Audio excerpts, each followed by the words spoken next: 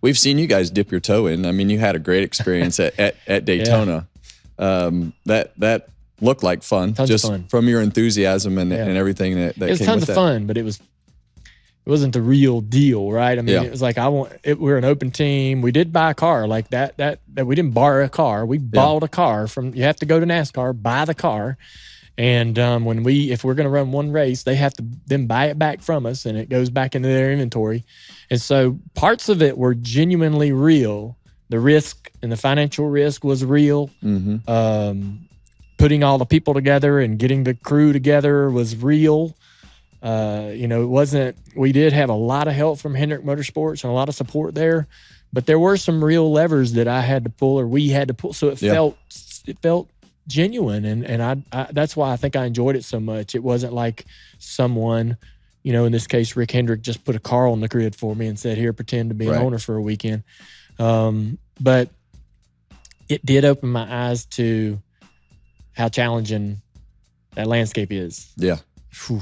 And it is so challenging. Yeah, it is. And the good teams have risen back to where they were before this car with the old car, right? Everybody said this was going to make it more even, but the good teams have still risen to the top. But just the financial challenges too. Yeah. And parts and pieces and people and carbon fiber and everything. We were out there running around. I'm like, we had a little damage in our race, in the qualifying race, in our duel. We had a little damage, and I'm sitting there sweating whether we can repair that front splitter or whether we're going to have to pay for a new one. Yeah.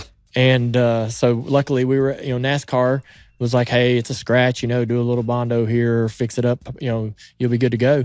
But I'm sitting there going, wow, man, if I had to replace that, that's a big chunk of money that we weren't really budgeting for. And all that just kind of adds up, ticky-tack stuff throughout the weekend. And that's just one race. That's